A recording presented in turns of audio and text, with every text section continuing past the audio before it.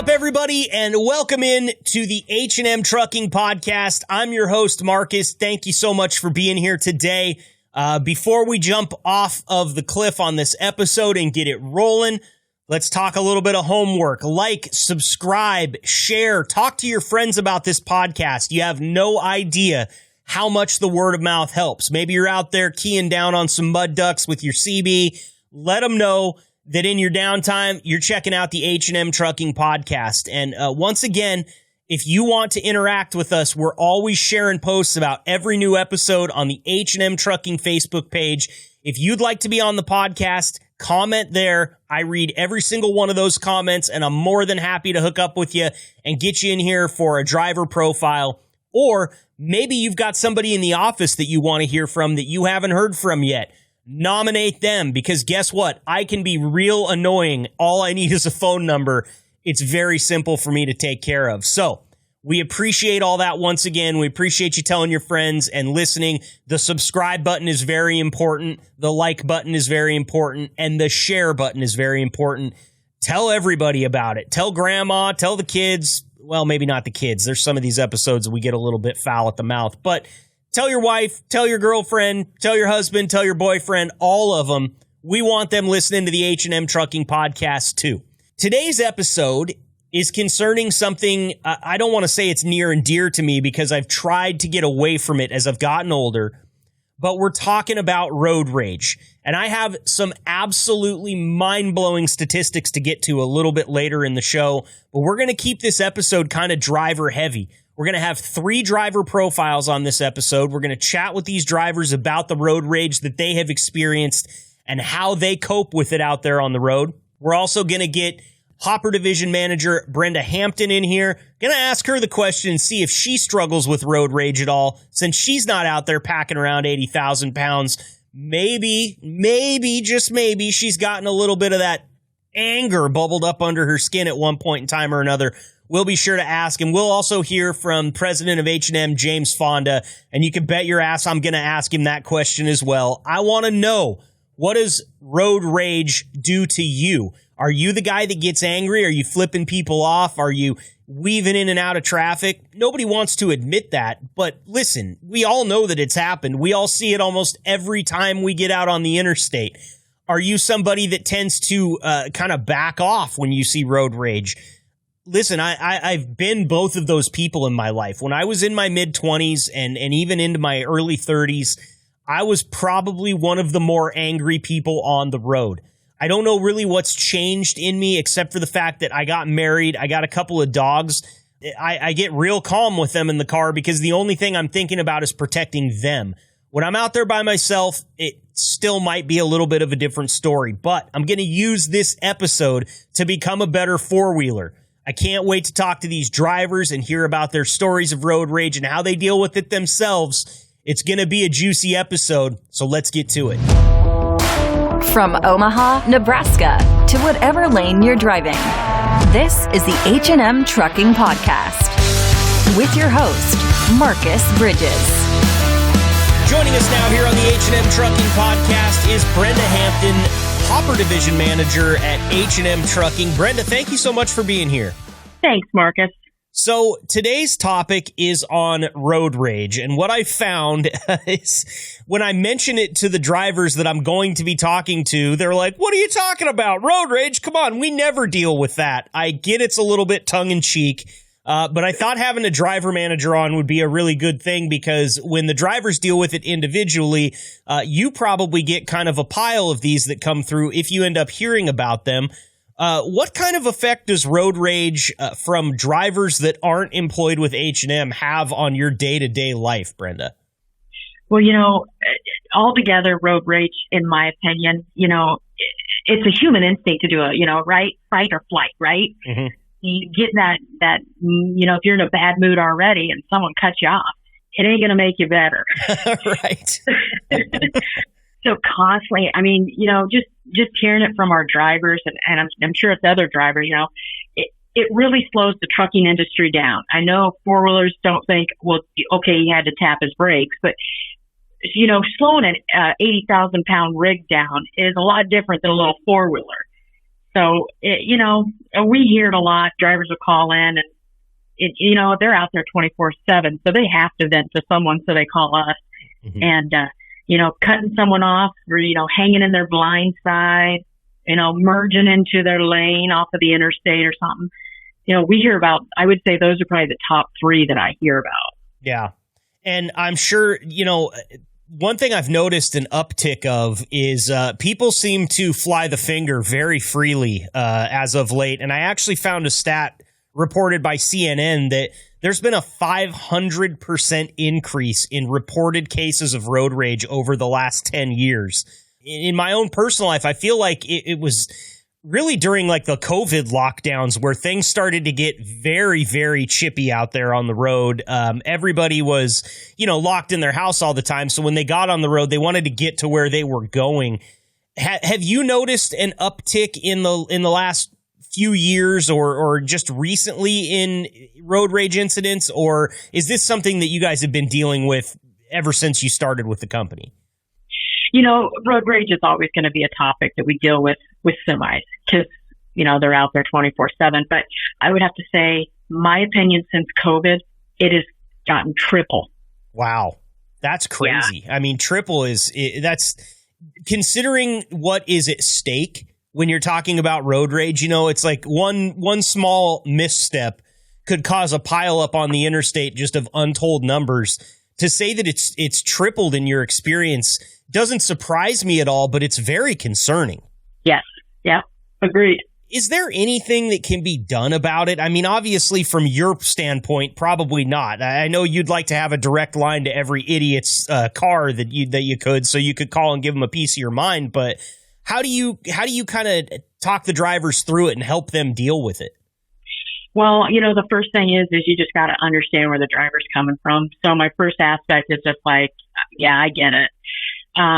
So with the drivers, you just got to probably more talk them like they just want to vent. Mm-hmm. They're not going to do anything crazy or anything, but they just want to tell someone about it. And I completely understand. Just when someone cuts me off, I want to tell someone. Getting them on the phone and just kind of talking to them a bit, letting them understand that maybe maybe they didn't mean to do it. Maybe it wasn't on purpose. So many people are unaware of their surroundings anymore. And I think that causes a lot more road rage than what we think because people aren't paying attention. So I go over into a motorcycle or cut off a semi. And so I think it's very unaware on most people's part. I agree with you. Now, I have to ask this question because I wouldn't be doing my job if I didn't. So I'm sorry if this catches you by surprise. But in your personal life, do you ever find yourself fighting back like real road rage? Is it something that you've ever had a problem with, or do you deal with it pretty well?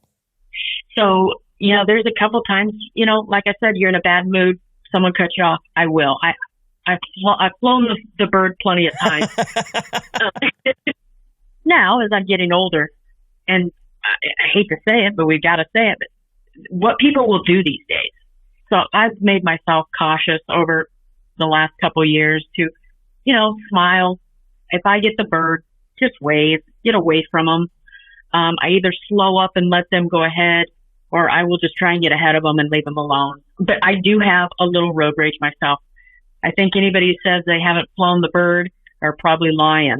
Yeah, I agree with you. I do find myself, and it is funny that you say it, you mentioned, getting older has kind of maybe muted it a little bit in your life. It's the same thing with me. When I was in my mid-20s, I had no problem letting a bird fly out the window and, trying to make my anger known. But as I have gotten older, what I've realized is even if the person that pisses you off knows how pissed off you are, you're really not doing anybody any favors out there. And, it's weird how, as I've gotten older too, different things cause me to calm down. Like if my wife and my dogs are in the car, I'm one of the calmest drivers out there on the road because all I'm thinking about is protecting my precious cargo. If it's just me, there's been some instances where I'm like, fine, I'll take a broken femur just as long as I can look this person in the eye, which is a really bad state of mind to be in when you're, flying down the interstate at 70 miles an hour. I'm with you. Well, Brenda, we're up against the clock here. I just want to say I appreciate the honesty, first of all. There's not too many people that are going to come on here and willfully say, yes, I've flipped people off before because I've been so angry. That's why we love having you on the podcast. We appreciate your time, and hopefully we'll talk to you again real soon, okay? Absolutely, Marcus. Thank you for the time. Yep. Take care. Bye. Knowledge and stories from coast to coast. This is your driver profile. Joining us now here on the H&M Trucking Podcast is driver Robert Cohen. Robert, thank you so much for joining us today. How are you doing out there? I'm doing pretty good. And where are you at and where are you headed today? I am in Williamsburg, Indiana, just northwest of Indianapolis, Indiana. I'm headed down to Lexington, Kentucky. Okay, gotcha. Now, another quick couple of questions that I have to start asking every driver, and sometimes I forget these, so I apologize to some of our recent interviews, but what color is your truck? What's your truck number, and do you have a CB handle? It's the blue Volvo B&L 2019, and truck number 1964, and I go by the Duke. You go by John Wayne. Oh, okay. I like it. Now, are there any special origins for that CB handle? Because I've been told by a lot of drivers that you don't just give yourself a CB handle. Somebody else has got to give it to you for a certain reason. How'd you get yours? I got mine when I was 10 years old. My grandfather got me hooked on John Wayne movies. I grew up watching John Wayne, all the older classic Western movies with like Gene Autry, Hop Along Cassidy, you name it. Name the names. I've watched them and got all the old VHS tapes and everything like that still today and still watch them. I was 12. My cousin gave me my first CB base station set up, and we used to sit and talk to a whole bunch of people around the area we were living in, growing up at, and we just sit up there like an extended family and just sit and talk at night for hours, just to have somebody to talk to on a CB radio. We had a little niche of family. That's so cool, man. It's so funny how you start doing these things that you end up doing for the rest of your life at such a young age. I used to stay up late at night, loved talk radio, and I lived out in the middle of nowhere up on top of a mountain, so we only had 2 or 3 radio stations, but at nighttime, the AM stations would start to come in from around the world. I'd pick up AM stations, sometimes from places like Japan, out on the Oregon, out here on the West Coast, and I used to record those late at night so I could get up the next morning and listen to political talk radio. I had no idea what was going on. But here I am today as a broadcaster, and here you are as a truck driver after you were talking on the CB at 12 years old. Did you always know you were going to be a truck driver, Robert? Is that something that you kind of dreamed about as a kid, or is that something that was happened because of circumstance? No, I wanted to be in law enforcement, and I wanted to be a U.S. Marshal when I was growing up, because I had a friend of mine, Dad, he was a U.S. Marshal, and that's what got me interested in wanting to be in law enforcement. But I started when my first job was working in restaurants, and I got so wore out with that, and my uncle on my grandmother's side of the family, he got me into truck driving. He got me into doing flatbed. And that's where I started out. I went to work with Star Transport out of Morton, Illinois, worked there. And then when I finally got my experience in, he pulled me over and got me into doing flatbed. So that's where I majority spent my time out here driving a truck. But yeah, no, truck driving wasn't the first thing I wanted to do. Well, can I just say it's no surprise you got worn out on the whole food industry thing, because I've worked in restaurants too, and that doesn't take very long. No, it don't. It's yeah, I'm surprised I've lasted this long out in truck driving too. So, but this is kind of an industry where that if you're, I'm not going to say anything bad or wrong about it, but if you like me, you're a renegade and a loner, you know, it's a good quality fit because you don't have to deal with the everyday drama of life with being around, you know, everybody. Sure. Yeah. You're not the first person to tell me that. And, you know, it's very interesting that I think people can find a home there and really like being away from the, you know, the day-to-day hubble-up that everybody else has to deal with. It can be kind of relaxing, you know. That's one of the reasons I like going on a long road trip is, man, it'd be nice to not have to talk to anybody for 8 or 10 hours today. Just get in the car and drive. They can't get to you. You put your cell phone on mute, you're off the grid almost these days. So that's really cool, man. How long have you been driving over your career, and what else is the things that you like about it? February of this coming up year will be 20 years. Congratulations. That's awesome. Yeah, I'm not ready to retire. Y'all know any way I can get rich where I can retire? Well, you know, it's funny you bring that up. Last week's episode 22 of the podcast here was on retirement preparation, and I know you're probably already in it, but enroll in H&M's 401k. That's one way, and my personal favorite, not recommended by anybody that I've talked to yet, but hit the blackjack table, man. Hit Vegas. You'll be out there past it at some point in time. Roll some dice and see if you get lucky. That's always one get-rich-quick scheme, you know? Well, that's about like Leonard, about living. Take that out. Anyways, what I was going to say is it's about like winning the lottery, the $1.55 billion. You take me out to Vegas, you may get the $1.55 billion better than you could get me to win in Vegas. No luck out there, huh? No, I've been several times, and I go out there with about what I do when I go home. I take about $100, and once that $100 is gone, I'm walking out the door. And if I can come out good with $60 in my pocket, I'm out the door too. So I don't take any more chances than past $60. I'm out the door at the casinos. It's a good way to live, man, because there is one game that you can win every time at the casino, and that's the game where you pull your credit card out at the ATM. That one always pays money, but there's consequences that come with it too. Right. That's about the exercise of walking out the door. That's the best thing. That's the best exercise you can get.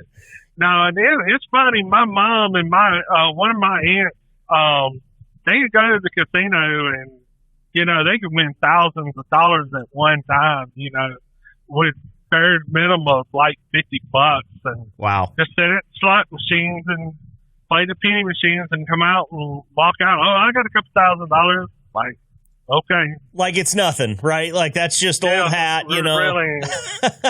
Really. If I win $1,000 at the casino, you're going to hear about it. I'm loud. Oh yeah. I gotta put my hand over my mouth like somebody smothered me to shut up. Oh man, that's great. Well, so today's episode is about road rage. We're talking about it. It's not something that I know that you drivers probably like to deal with out there, but it's something that you probably see all the time. Have you had any experiences with anybody road raging around you, doing stupid stuff because they're pissed off out there on the highway? Oh yeah. You know, when we're riding in the right lane, coming up on an off ramp, you know, I'm kind of, if I could see that I could move over a lane or whatever, and I'll move over and I'll give everybody that's coming off that off ramp plenty of time to get on without 70 foot of me in the middle of the road. I just go on about my business, but if I can't, I get somebody that's coming on board that's right up alongside of me and won't just back off. They want to barge in and try to cut me off and brake check me. Oh yeah, that happens all the time. And then when they do get ahead, they'll get over one lane, slow down, and flip me off, and speed back up, and nearly hit somebody else that's moving over in another lane. Oh yeah. That stuff happens all the time. It's something we don't like to deal with, but it happens all the time. Have you ever had a confrontation with somebody that followed you to your stop or to a truck stop or anything like that to try to get in your business about something that upset them? Yeah, I did a few years ago, but it's funny. I'm not so much of a small guy. So when I stepped out of the truck, they looked at me and turned around and walked back out to their vehicle. That's good. And I just crawled back up in the truck and went on about my business. That's good because, one thing they don't know is that not only are you not a small guy, but you got a tire thumper in there someplace, and that can be used if it's needed, right? I'm mean, but I ain't that mean. Well, we're good for it. How do you, it happens to everybody I know because obviously you're driving around with 80,000 pounds on your back. You're driving in a real big, long rig. I know that it can probably boil up under your skin a little bit too. What are some of the ways that you can stay calm out there and that you kind of keep yourself collected when you feel the road rage tickling at your throat? I just laugh about it, just go on. I just let it laugh. I just laugh about it and go on. It's the best thing for you to do is just suck it up, let it happen, and later on get down the road and laugh about it because it ain't going to do you any good if you let it bother you. Sure. And it compounds if you let it bother you because it's going on all the time out there. You've got idiots around you all the time. If you let it get to you, you're probably not long for this job, I would imagine. Oh, yeah. It's a big stress factor out here. People that don't deal with stress very well, it will be one of the main causes of you to get out here and verbatim, just to say it like this, fuck up and cause a big scene or a big accident or whatever. But yeah, I tell people all the time when I used to train, if you don't deal with stress very well, this is not a job for you because it will keep you stressed and you got to find a way of dealing with it where it don't keep bothering you all the time. For sure. Yeah, I would think that if you were somebody that didn't handle stress at all well, this is not the job, like you said, because it's not just the road rage, it's not just the idiots, it's you're on a deadline. A lot of times people are out driving on long road trips, maybe they have a half an hour or an hour leeway at the end where they're not looking at a hard schedule, whereas you guys you're trying to get to one place at a certain time so that you could pick up and get to the next place within a certain time frame. Those types of stresses are just things that you're always carrying around. And yeah, it's no surprise that stress will run people out of this industry and other drivers as well. I feel bad because as a four-wheeler myself, doing this podcast, obviously I have a great degree of respect for you drivers. And as I start to pay more attention to drivers out on the interstate, what I realize is that you guys are the best ones out there. You guys are the ones that are watching ahead. You're looking out. You're trying to anticipate what might happen. You're slowing down. You're always in the correct lane. And even doing all those things right, people still get pissed off at you. I don't know how you do it, to be honest with you, Robert. It's a skill that I don't have. Yeah, and that's one of the things that I've learned to deal with. When I got in the industry, I was 24. And so I was still young to be taught from an older generation to learn how to time management, learn how to keep your cool, basically just, learn to brush everything off and go on. Now with it being where back then it was paper logs, you could always force that and get on down the road and you could drive as much as you wanted without nobody knowing about it. Mm-hmm. But as long as you were good with the laws. But now with it being an ELD, now it's really more a stress because you're definitely to the point every day out here having to deal with time management. And if you're not good with time management, you're going to stress out all the time. And this is not an easy industry to get in if you don't know how to do everything correctly. Mm-hmm. And a lot of people do last maybe 6 months out here. And then, you got guys like me been out here 20, 30, 40 years. I met a guy the other day. He's been out here ever since he was 16 years old, and he's got 60 years. Wow. Driving a truck. So, there's a lot of it plays into it. And I've taught some guys over at Western Express when I was a trainer with that company. They didn't even last a week. Wow. Maybe 2 weeks and quit.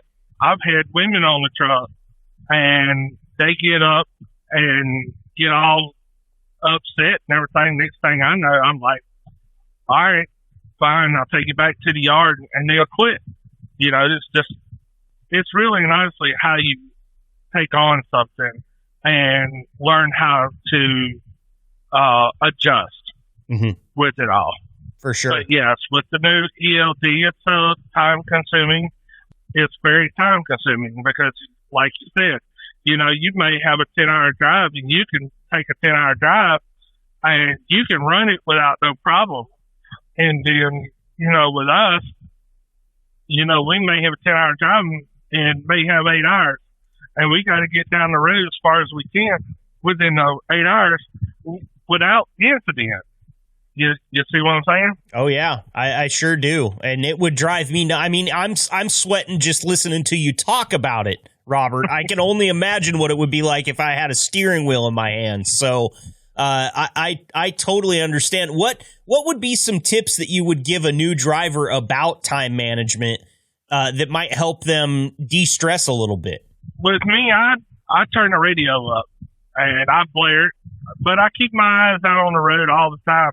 But I blare the radio to keep calm a lot of times because, like, I'm going through Indianapolis right now, and traffic's in and out, weaving from exit to different lanes and everything. And I just, if I wasn't talking to you, I'd be blaring music right now so that I could literally keep calm and be able to do the time management correctly and be able to get down the road as far as I can. Sure.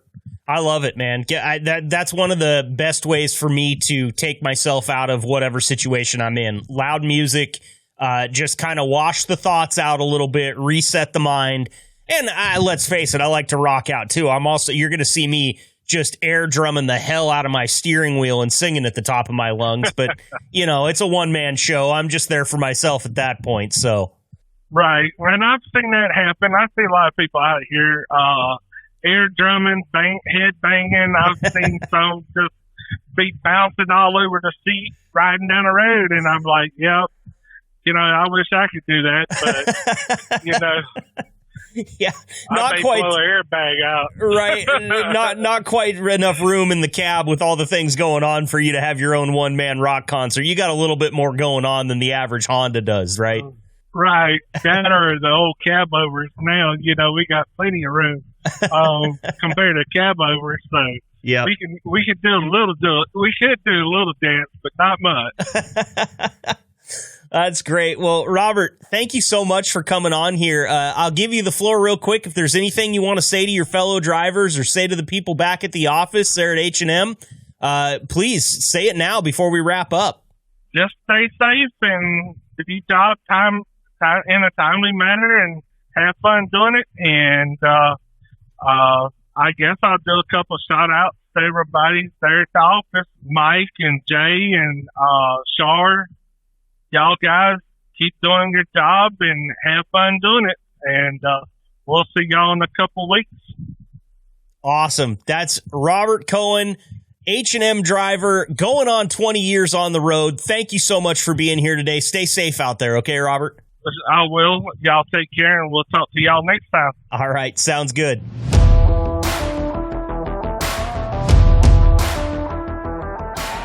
This is our Road Rage episode, so we are going driver heavy. We got another driver profile for you. Please welcome H&M driver Jeff Rosen to the show. Jeff, thank you so much for being here. How you doing? And it's pronounced Rossen. Rossen, I should have asked you that. I'm not doing my job well today. My apologies, sir. Thanks again for being here. Yes, sir. Thank you. Jeff, tell us a little bit about how you got started in trucking. How long have you been with H&M? How did you get to become a driver in the first place? What's your career path look like? My career path started in construction when I was 13. Until about 13 years ago, I got into trucking. And is H&M the first company you've worked for, or did you work for other companies before that? No, I worked a few companies, and I got my own authority. I went out and got my own authority, did some hot shot business up and down throughout the United States, and kind of decided to leave that, came over to H&M. Now, talk me through what hot shot business is. That's a new one for me. Yeah, hot shot business. I had a 3,500 Dodge Dually and with a 40-foot gooseneck trailer, and I just run smaller loads throughout the United States. Oh, okay. So I got to ask, how many miles did you put on that dually?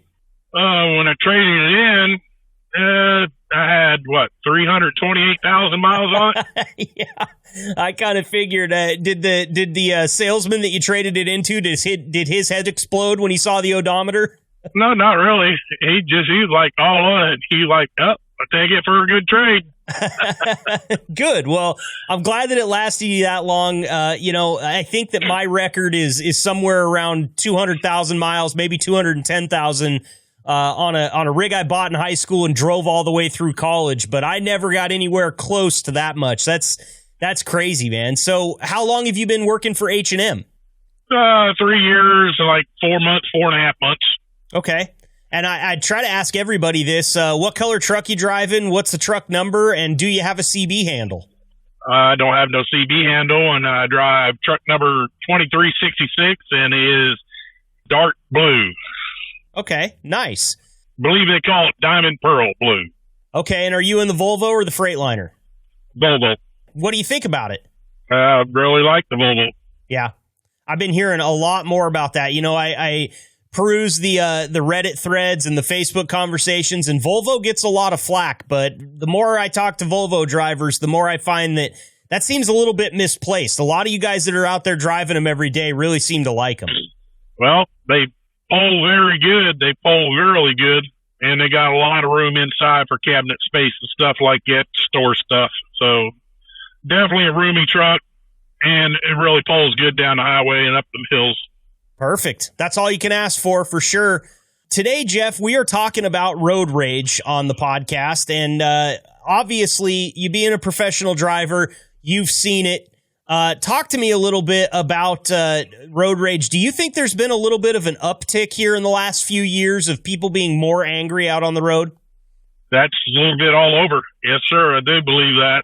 4-wheelers and 18-wheelers. You got your 18-wheelers out there also that they think they own the road, and owner-operators are just inexperienced drivers. They're inexperienced, and they don't have the courtesy what they used to out here, really, Yeah, I agree 100%. I'm obviously not a professional driver. I just bebop around in my 4-wheeler, but I've noticed a lot more birds flying out the window. I've noticed a lot more what I would call aggressive or dangerous driving, people tailgating, people, weaving in and out of traffic. What's the worst offense as far as road rage is concerned that you've experienced out there, Jeff? Oh, cutting you off, coming around you, cut you off real quick so they can get off on their exit instead of slowing down and getting behind you and then take the exit. They want to jump in front of you and then just jump right in front of you and cut you off and then slam their brakes on to get off the exit they want to get off of. Yeah, I see that all the time. It's amazing to me that people don't understand how long it takes to stop 80,000 pounds. Yes. So do you ever struggle with a little bit of road rage being out there on the road as much as you are, or is it something that you're pretty good at dealing with? Oh, I don't think I have road rage. I get frustrated because of the other drivers and stuff like that. I don't call it road rage. Yeah. It's frustrating, stressful, the way some of these other drivers cut you off and stuff like that and tailgate you, and it gets frustrating. You try to do the right thing, then they do the wrong thing, which is upsetting to you. For sure. Now, I'm not 100% sure that this is accurate, but tell me if I'm off here. You're a motorcycle rider, correct? I've been riding motorcycles pretty much all my life, from small kid riding mini bikes to my age now. I'm 60 years old, so I've been doing it most of my life. So it's an interesting perspective that you probably have as a motorcycle rider, because when you're out there in the 18-wheeler, you're concerned obviously for yourself and your load and the truck, but you also know that you've got, you know, all this weight behind you and that you could cause some havoc if something went wrong. On the flip side of that, when you're on a motorcycle, you could be the victim of that havoc in just a heartbeat. Do you find that it's tougher to deal with people driving like asshats in the truck or on the motorcycle? Well, four-wheelers and everybody, 18-wheelers or whatever they're driving, you know, they got to keep an eye on the motorcycles and also give them respect too. You know, they're on two wheels and they just need to give them respect as much as we got to give them respect, you know. For sure. Now, I see a lot of motorcycle riders that like to split lanes in the states where it's allowed, and I know that's kind of a controversial thing. How do you feel about that? Do you split lanes when you ride? Do you are you okay with it? Do you not like it? What are your thoughts? I don't ride split lane, and I think they should outlaw it. It seems very dangerous, to be honest with you, and I never know what the thought process is behind it. I assume that when I see a motorcycle rider do that, there's some reason that they want to, but I see a lot of it in like stop and go traffic where, you know, people are just barely moving a few feet, and then all of a sudden you've got a bike rider coming right down the middle of three lanes, just kind of splitting in and out of traffic. It seems like it's ripe for somebody to just merge into you and maybe not pay attention. Obviously, not paying attention is a huge part of accidents, but yeah, I've always been a little concerned, seeming like it's kind of not the safest way to go. No, I mean, you split lane, and if you're going down through there, and if you hit a rut that's in the middle of the lane, there's a lot of ruts out here, you're on two wheels. Next thing you know, you're going down and you're going up underneath a car or up underneath a truck, and you're getting ran over. Yeah. So I really think these states should outlaw it. I mean, I'm a rider, and I've been a rider, and I don't agree with the states that allow it. It's more dangerous too, just individually for the rider, and you know, you're putting pressure on the four-wheelers or in the truck drivers that when you're riding side by side, you're coming between two cars or two trucks, and the bike comes up between the middle of y'all. Right. And I imagine in an 18-wheeler, it's got to be one of the hardest things to see to begin with is a motorbike. And when it's out there splitting lanes, driving in a place where you're not used to seeing somebody, I feel like that could really sneak up on you. Yes, it does. I'll ask you this. You said you don't suffer from road rage very much. You get frustrated, but you're able to kind of just deal with it and get along with your day. Have you ever had anybody follow you into a truck stop or follow you off an exit or get really upset at you and try to track you down to have a word with you? No.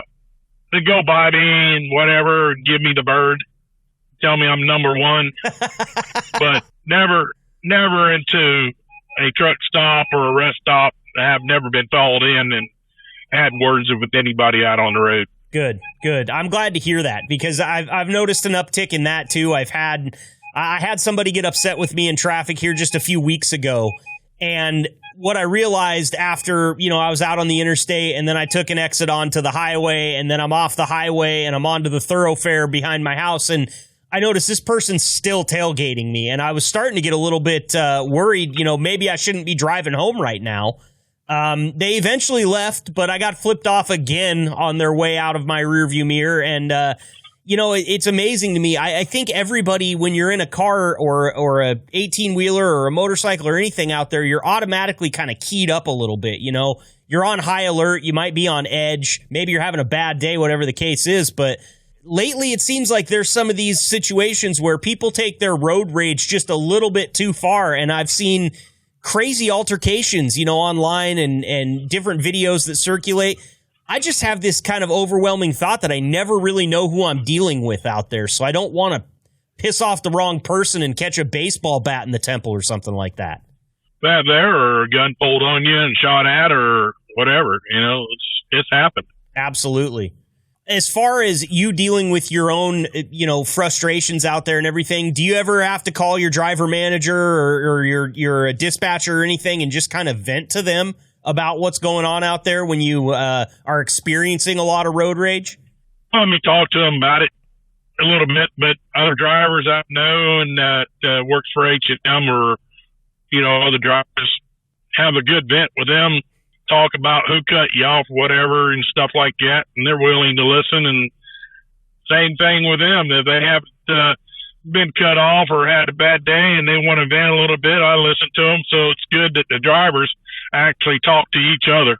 Yeah, 100%. Well, it helps, because that's, I think, one of the things with road rage, one of the reasons that we've seen such an uptick here in the past few years, and the statistics say there's been a 500% increase over the past 10 years of reported road rage incidents.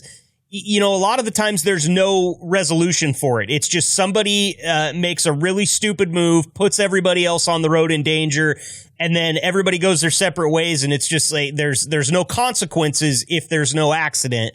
It helps to have somebody to talk to about that, I assume, just to kind of flush it out in your mind. Yeah, I agree with you. Yeah. Well, anytime you want, I'm ripe for these stories. If you want to call me, Jeff, you've got my number now. Just call me up. I'll listen to you because it's going to make great podcast content. Yes, sir. Well, Jeff, I don't want to keep you too long. I know you're out there rolling. And by the way, I didn't ask you, where are you at today and where are you headed? I'm out here in Illinois, I believe, still, and I'm on I-24 going eastbound towards Georgia. Oh, okay. You don't have to go down through Atlanta, do you? Yep. You do? So, I can tell by the tone of your voice you're not looking forward to that leg of the trip. Well, I hear equal amounts of bad things about driving in Atlanta and bad things about driving in California. So I guess at least they put a whole country between those two places. But I don't envy you because I hear that it's just a nightmare down there around Atlanta. Yeah, it's crazy. Well, I mean, they come flying by you in a 55 an hour, 55, you'd be going 55, they'll come by you running 80. Wow. Whipping in and out of traffic. Wow. Well, I hope that everything goes well for you down there when you get there today. I hope that you don't experience anyone with any road rage, but it seems to me the more I talk to drivers, the more that's just kind of a part of the job, if not daily, then at least weekly. Mm-hmm. Well, Jeff, thank you so much for your time out there. I want to tell you, be safe. And I'll give you the floor real quick. If there's anything that you'd like to say to any of your fellow drivers or any of the office staff at H&M, the floor is yours. Well, I want to give a shout out to everybody in the office and the shop. I mean, we got a great team at H&M. I mean, I think most drivers are happy to be here and working with H&M. And the shop people, they probably don't get enough credit as hard work they do, and plus the office people.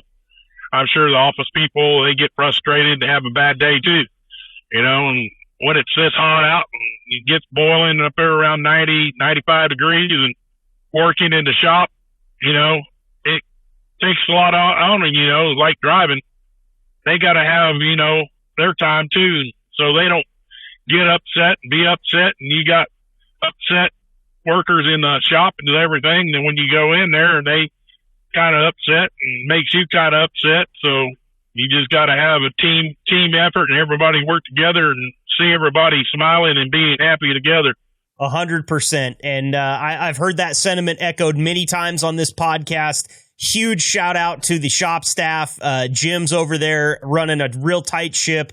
And of course, the office staff, we talk to them all the time on this podcast as well. It's a great group of people working here, keeping this H&M trucking thing running. And we appreciate every single one of them, including yourself, Jeff. Once again, thank you so much for taking the time, and be safe out there today, okay? Yes, sir. I appreciate the call. All right. Take care. Yes, sir.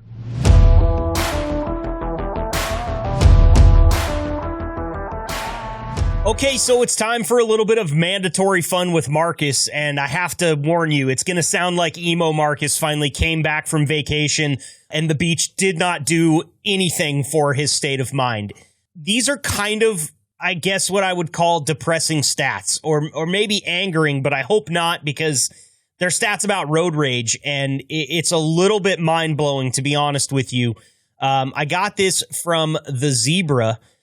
They put together some road rage statistics that they've compiled from all sorts of different sources, including the NHTSA, which is the National Highway Traffic Safety Administration, and the American Psychological Association, as well as the American Automobile Association, and a few different news outlets. So in 2019, 3 years ago, and most notably before COVID lockdowns, 82% of people admitted to committing an act of road rage.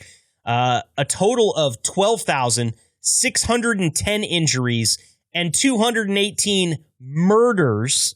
I think that's a very important distinction. Not deaths, but murders have been attributed to road rage over a 7-year period in the United States, according to Safe Motorists.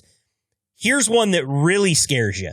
66% of traffic fatalities are caused by aggressive driving, according to the NHTSA. It's mind-boggling. 30 murders annually are linked to road rage. 50% of drivers respond to the careless acts of other drivers with aggressive behavior themselves. That's according to the American Psychology Association. That's crazy when you really think about it. If you step back, let's look at this from 1,000 feet up.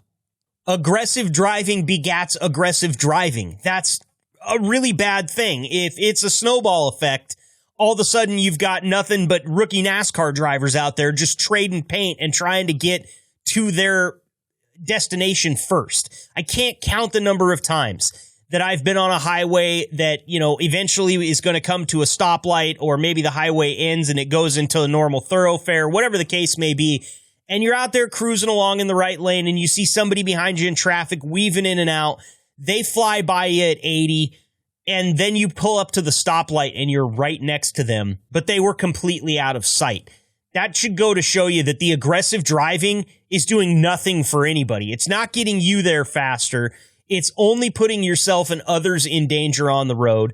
And really, the best thing that can happen is it's going to piss somebody else off. And now they're flipping you off and you're flipping them off and everybody's flipping everybody off out here. We can't have that. We got to share the road. Everybody's got to be out here getting from point A to point B. And I really, I know that this podcast is listened to by a lot of drivers, but if you're a four-wheeler listening to this podcast, think about it this way. 80,000 pounds compared to your couple thousand pounds that you're cruising around in. They can't stop. They can't maneuver nearly as well as what a four-wheeler can. And so getting angry around a truck is just a really bad idea. If you do get angry, take a deep breath and swallow it like these drivers have to do every single day. Think about the number of times you've dealt with road rage, somebody raging on you, or perhaps you raging on somebody else. Imagine being out on that same road every single day of the week for sometimes 8, maybe 10 hours. Dude, and I use that term very loosely. Dudes and dudettes and everybody in between. We can't be doing that. We got to be careful. We have to share the road. We have to be kind to the drivers that surround us, because not only are we putting ourselves in danger, but once again, everybody else that's sharing the road with you. Let's get back to a couple more Emo Marcus stats here. 37% of aggressive driving incidents involve a firearm. Now, you never know who you're dealing with. I've said that before on this podcast. You just never know who you're dealing with. Almost 40%, that's 4 in 10 of these incidents involve somebody brandishing a firearm. This isn't the song Bad Habit from The Offspring, everybody. This is real life, and that is a terrifying statistic. So think about that next time you're about to fly a bird out the window or tell someone they're number one in no uncertain terms. A 40% chance that guy's got a gun. Let's not even scratch the surface of that bag of tricks, okay? Aggressive driving played a role in 56% of fatal crashes from 03 to 07, and there's been a 500% increase in reported cases of road rage over the last decade. That is bonkers, you guys. Absolutely bananas, wild. I can't think of more terms for it because it really does surprise me. These are very eye-opening statistics. So please, the next time you're out there and you feel the rage bubbling up, Man, put on a Slayer song and air drum for a little bit. I'm telling you, it's therapeutic. I sing at the top of my lungs when I'm at the angriest because you know what? It clears the thoughts. Play the music loud, try to find something positive to think about, and just take a deep breath. Because remember, there's a 40% chance that the guy you're pissed off at is packing heat, okay? And you don't want to see that heat. You don't even want to know about that heat. You just want him to take his heat and go to wherever he's got to go with it and not have to cross paths with you on the way, all right? That's all the Emo Marcus stats for a while. We're going to put Emo Marcus back in his closet, let him listen to The Used or maybe My Chemical Romance or one of those bands for a little while. And hopefully next week, as we move forward into through summer and into fall, Emo Marcus can go back to sleep. He won't come back out until Halloween, probably. It's his favorite time of year. We'll get a little bit of positivity on this show, but I will say this. The positive thing that I'm taking out of this episode already is that it seems to me that the drivers, the ones that we depend on to get all of the things that we use daily from point A to point B so that we can use them, seem to be pretty good at handling themselves when it comes to road rage. Hats off to you, H&M drivers, for staying cool out there on the road. Let's get to the next interview.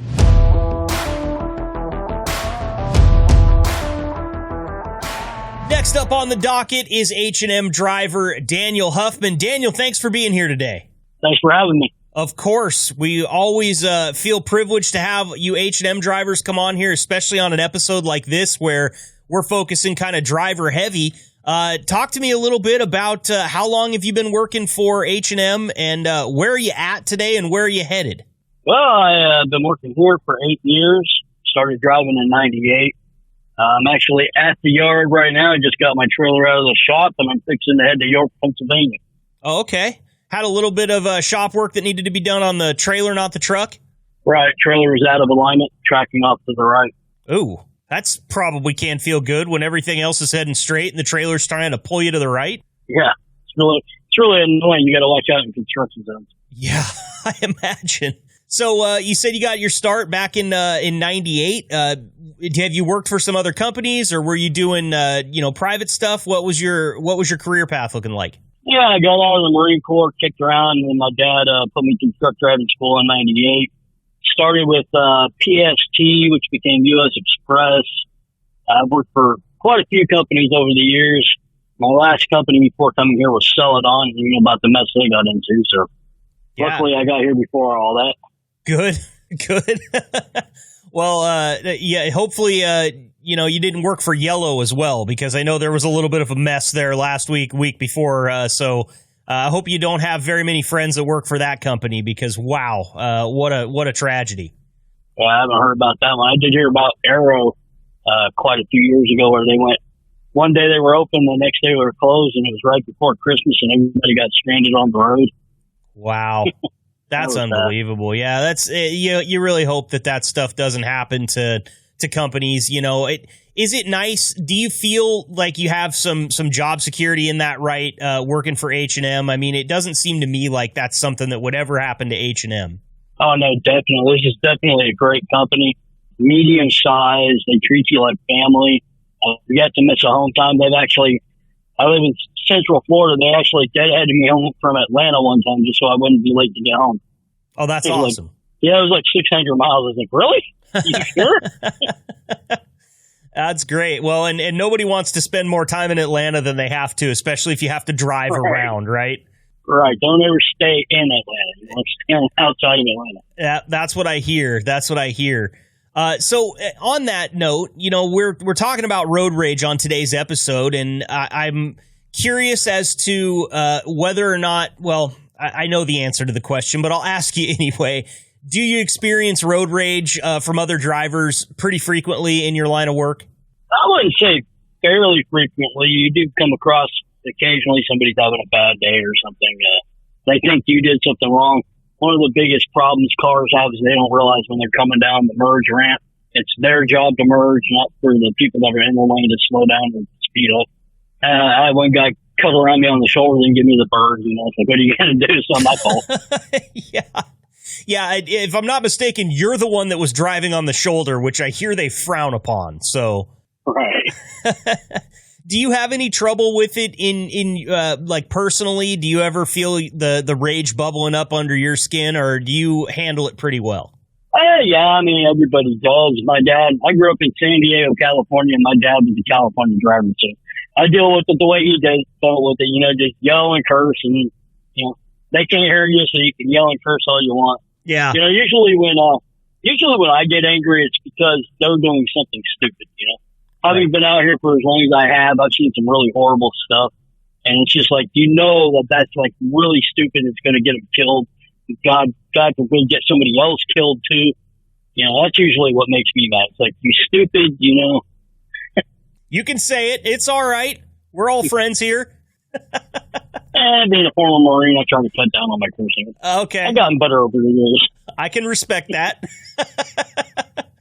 I always hold dear that I believe the first F-bomb that was ever dropped on this podcast was dropped by Eve, the HR manager. So she opened that door for us. Next time I see you. You can. Bring that up next time I see you. You can. She opened that door for us, and I don't know if she knew when she opened it that it would never close. But, you know, we also do try to keep it family friendly around here as much as we can. But, you know, on an episode about road rage, it's something that I find in the times that I do let it get the best of me, which are more few and far between as I continue to get older.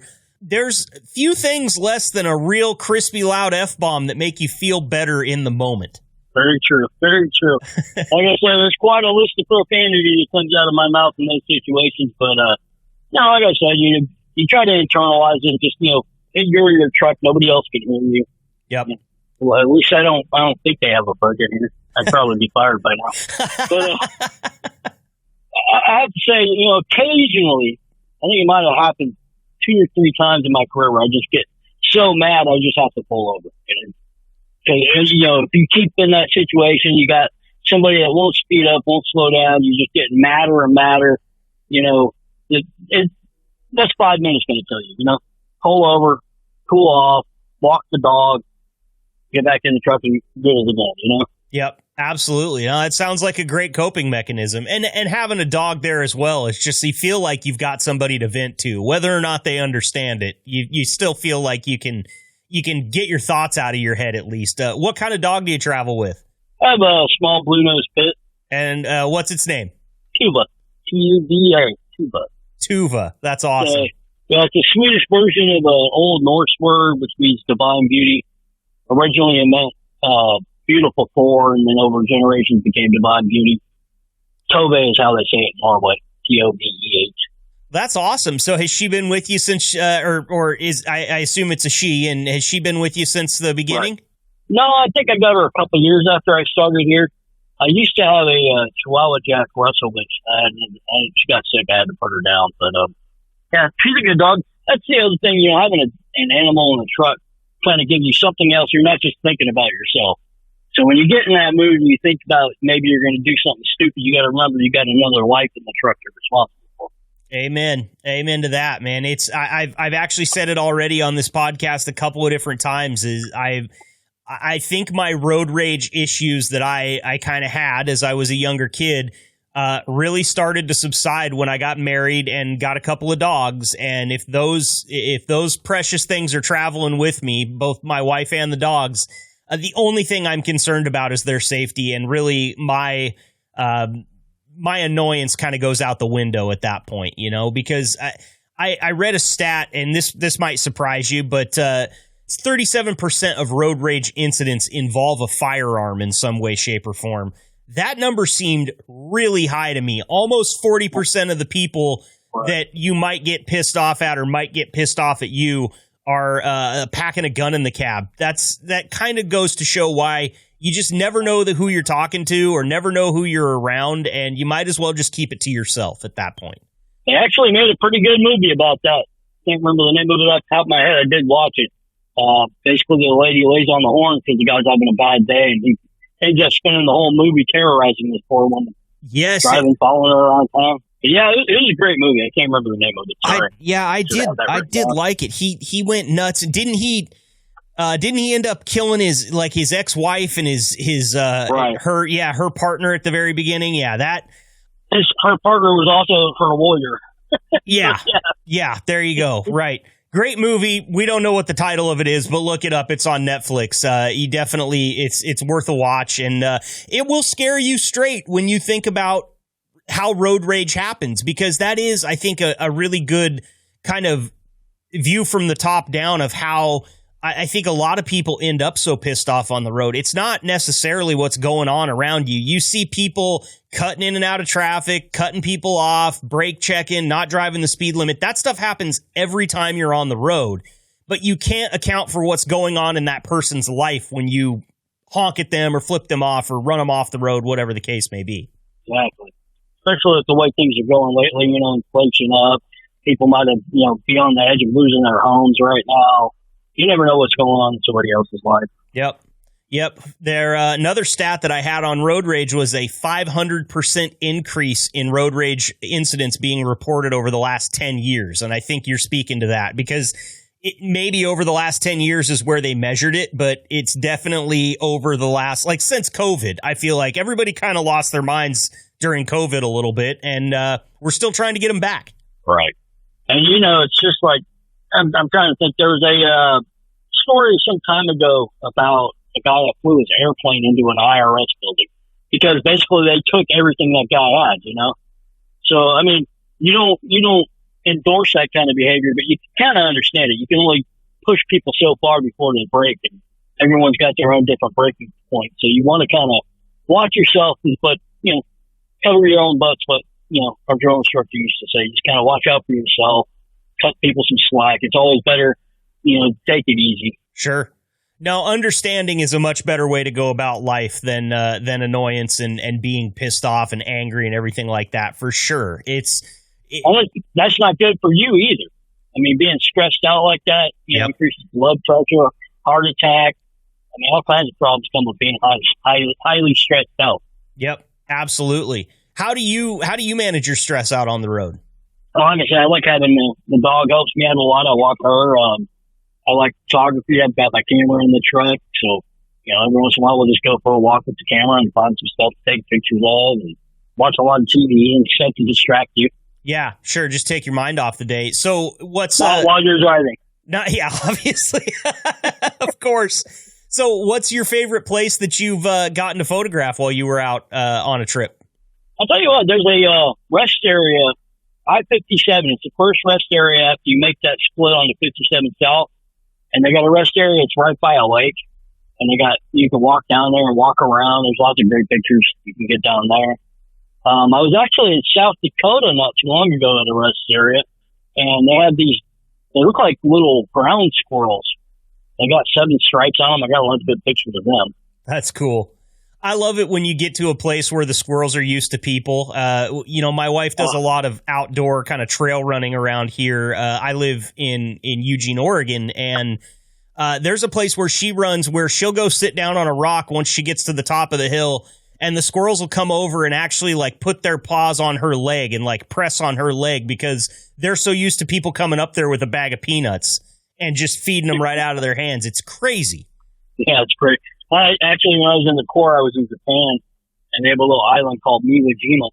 But they got deer there, little miniature deer, and they're just like that. They'll walk up to you, and you don't have anything for them, they'll butt you in your butt, and you turn around. It's hilarious. Yeah, that is funny, man. That is, I was feeding a deer when I was a very young kid, and the thing reared up and kicked at me with its front hooves, and I just kind of instinctively fell over backwards, but it just missed my face. And I mean, I'm not pretty to begin with, but I would have been real ugly if that thing would have connected. They're strong. Right. Well, do you ever get up here to the Pacific Northwest? I was thinking about some of the drives that I take. I live about 7 hours now from where I grew up, so I'm constantly going back to see the family and everything. And I think if I had a camera in the rig and I like to take pictures, I would never get there because I would stop every 50 miles for the next photo op. Yeah, I do not. We do have some loads to go up to Pasco, Washington. I used to go to California. I still got some family down in San Diego, but I don't really go out west much. I don't like it out there. I've heard politics-wise, it's kind of crazy. Yes, so amen. I try to avoid out west.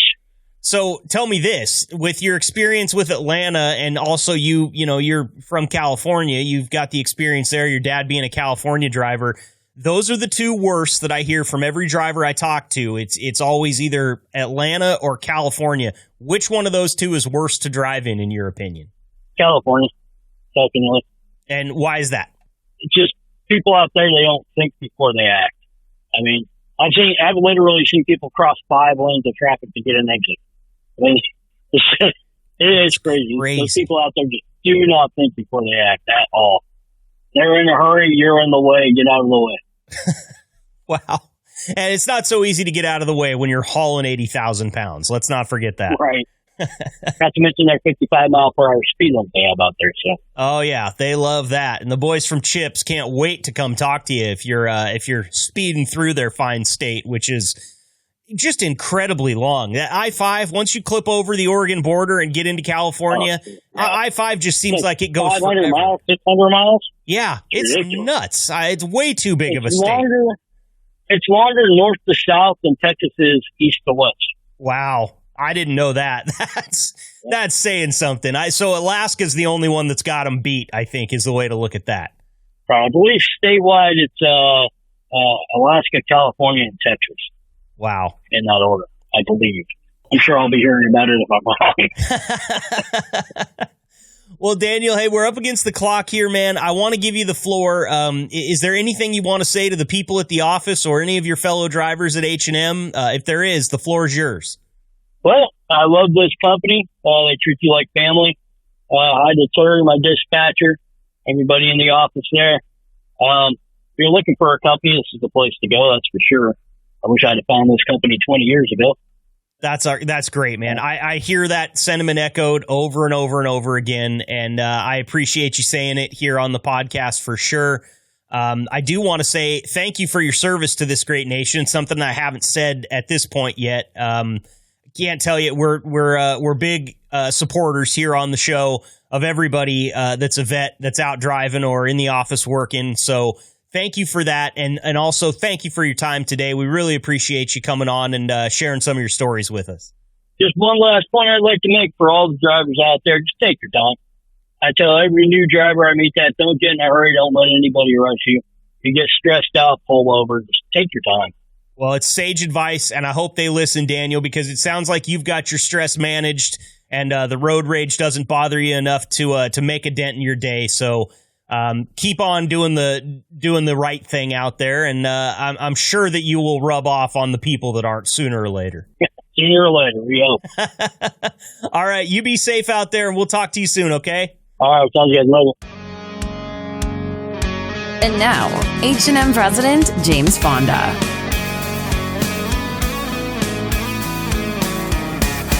Please welcome back to the podcast, President of H&M Trucking, James Fonda. Now, James, I am asking this question.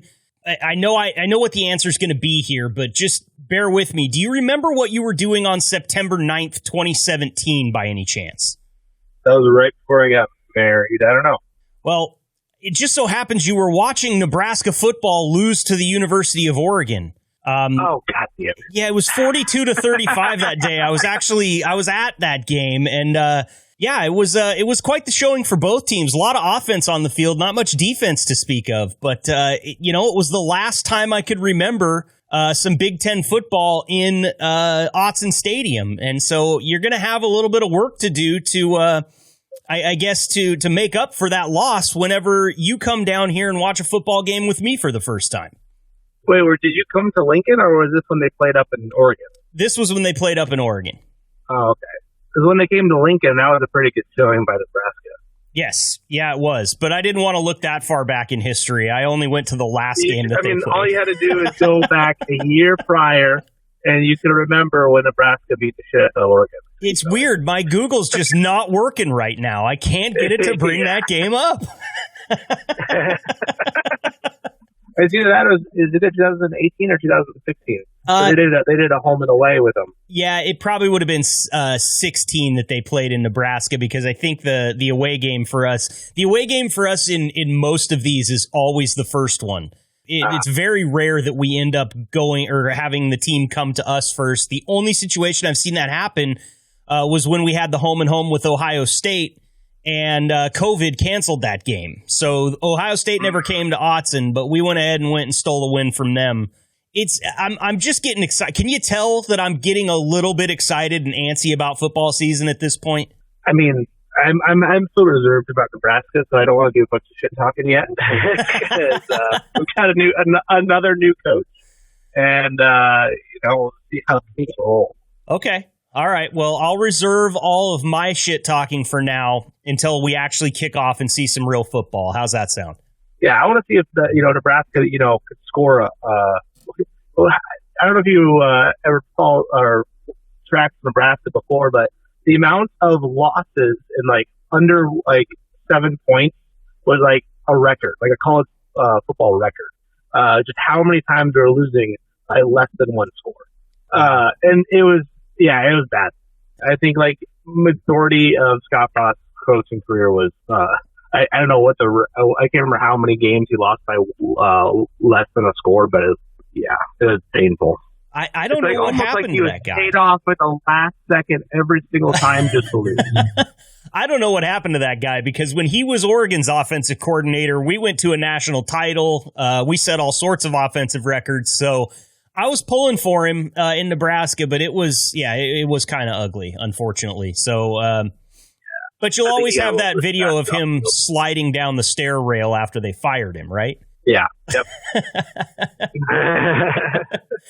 So, listen, I'll get us on topic here, do my job for at least a little bit while I have you on the phone. This week's episode is about road rage. We've been talking to a lot of drivers, talked to Brenda Hampton about road rage a little bit, and Brenda was very honest with me. She said that when she's out in her personal vehicle, sometimes road rage kind of bubbles up under her skin, and she's let a few people know that they're number one with a very specific finger. Do you or have you suffered from having road rage kind of bubble up under your skin from time to time in your personal life? I've never had road rage. Really? I've never even had the experience. I've literally just couldn't care less. That's a good way to be. You hit me, I'm good. That's a really good way to be. I mean, you are you're the rarity out there. From what I've seen, the stats that I've been looking up over the last few days, there's been a 500. It's been a 500% uptick in reported road rage incidents over the last decade. That's surprising. I mean, part of that, have you looked up airline incidents since 2019? Yeah, and their uptick. Who just goes on a plane and just gets to fight for really no other reason? That's kind of my viewing on road rage. I'm you're kind of the oddball in my opinion. What has you so upset that you just can't? Okay, yeah, someone cuts you off. Okay, slow down. I mean, I don't know. It's like the age-old marriage adage that, it's not the cap getting left off the toothpaste that causes the fight. That's the 1,000th cut. And I'm sure that's probably what happens in road rage and on planes too. And I'll be honest with you, I've gotten on quite a few planes here over the last few months, and now my thing when I used to get on a plane was get a drink in your hand, whether you're having a beer, you're just having a soda or something, and take a nap. Now I'm keyed up all the time. I'm looking around because I'm waiting to see who's going to fight a flight attendant. Yeah, you just don't know who it's going to be. I mean, I've seen some people just flying through traffic, chasing after another car. I mean, I've witnessed road rage. Yeah. I'm but what are you going to do? You're going to catch up to them, then what? Right. 99, there's one guy that takes it way, way too far, right? There's that one in a million person. But most of the time you just catch up, and now what? You're honking your horn at them? Cool. Just flipping them off, great. Right. You sent them a message. Man, you're so strong. You're so brave. Here's another stat that kind of should speak to those types of people. 37% of road rage incidents that are reported to police involve a firearm. So you're looking at a 40% chance almost that guy you're chasing after just to flip off or just to honk the horn is packing heat. Has the gun. Yeah. I mean, it goes back to the adage of Japan, no one will ever attack mainland U.S. because behind every bush there's a gun. Yeah, it's very true. Might as well just stick to your own. Yeah. Absolutely. I mean, I've been, as I talk to the drivers, what's really cool is the drivers that are, they're professionals. They're out there doing this every day. They don't seem to have a problem with it at all. They have very good ways for coping with it. They'll talk to their driver manager. They'll vent a little bit to other drivers, maybe over the CB or on the phone, but they don't let it get to them. And I'm so happy that that's the case, because the last thing you want is somebody driving an 80,000-pound rig to be really pissed off at you when you're bebopping around in a Prius. Yeah, so that's actually not true. I've caught one of our drivers have extreme road rage. He is no longer part of H&M. Okay. He stopped all the traffic on the interstate. Yeah, just to get after this Mercedes. Almost clipped the bus. Yeah. Wow. Like an extreme case of road rage. So needless to say, he was no longer with us. Probably for the best, because you don't want to mess with that stellar record you've got. And I sometimes wonder if people are like, if you asked me just in a room over a beer how many times I've had road rage, I'm not telling you the truth because it's embarrassing. But as I've aged, well, now I know I'm gonna drag out of you when the Ducks lose. And you're all pissed off. I'm just gonna sneak this one thing in there. You're gonna be here and tell me the number. At that point, let fate judge where you go from there. Yeah, then I'll just be driving to Nebraska with just cars in my wake as I run people off the road. No, it's funny because as I've gotten older, I've gotten better about it, and getting married and having a couple of dogs. I don't have any kids, but a lot of times the wife and the dogs are in the car. And I find myself with this overwhelming sense of calm because I only am worried about them. Like you can bash me to hell as long as the dogs and the wife are okay. And so I don't really get upset anymore. But my wife will tell you that before we got married, when I was a young kid trying to be cool, I got a little bit upset from time to time. I told a lot of people they were number one. Let's just put it that way. Well, listen, James, I know you're busy, and we're running up against the clock here. I always appreciate the time. I have a feeling that you and I are going to get a lot more trash talking in before football season starts. But for now, I'm going to take your advice. The Huskers redid the Herbie Huskers, so they came out with another new one. I don't know why we keep recreating the damn mascot, but you'll have to give me your opinion on that.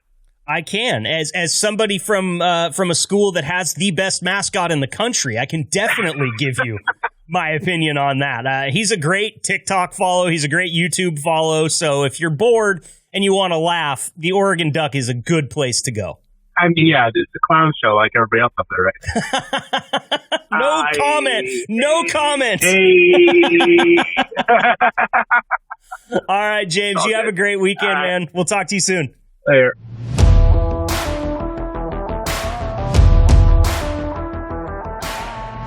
That's going to wrap it up for us on episode 23 of the H&M Trucking Podcast. Thank you so much for tuning in today and checking out the program. Please remain calm out there. Our road rage episode has been a fun one. It's been enlightening. But the one thing that I want to say is those of you drivers out there that don't have a problem with it, please continue that and pass it along. Deep breaths, vent to your driver manager. Want to say thank you to Brenda Hampton, Hopper Division Manager, for coming on and talking to us a little bit about her own struggles with road rage and how she helps drivers cope with theirs. You don't want to be the guy that runs across that 37% of road ragers that's packing heat, all right? That's scary. And lots of accidents, lots of deaths, lots of injuries caused by road rage alone. So it's awesome to talk to guys like Ronald and Jeff and Daniel that don't seem to have a problem with it for the most part. We appreciate the time that those drivers took to come on here and talk to us. And of course, as always, thank you to the big man, James Fonda, for giving us some of his time and allowing me to kind of swing a little bit early for college football season. If you guys haven't picked up on it yet, I am a big college football fan and an even bigger Oregon Ducks fan. So you're going to hear some college football chatter on this podcast from time to time. We won't let it take over as it takes over the rest of my life come September. Don't forget to smash that subscribe button, as the kids say. Like the podcast, share it. Word of mouth is huge for us. Your subscriptions to the podcast are free, and all you'll do by clicking that subscribe button is just make sure that your app, whichever one you choose, alerts you to the fact that we've got a new episode coming out when we do. Again, if you're just new, popping in here for the first time, we've got new episodes every Wednesday morning of the H&M Trucking Podcast. We do it for you. We're here for a long time and a good time, so I hope you're ready. Click subscribe, and we'll see you next week. Stay fresh, cheese bags. Thank you for listening to the H&M Trucking Podcast. Please leave a review, subscribe, and connect with Marcus over at the H&M Trucking social media channels. And if you're considering a job at H&M, find us at hmtrucking.com. Until next time, stay safe and ahead of the curve drivers.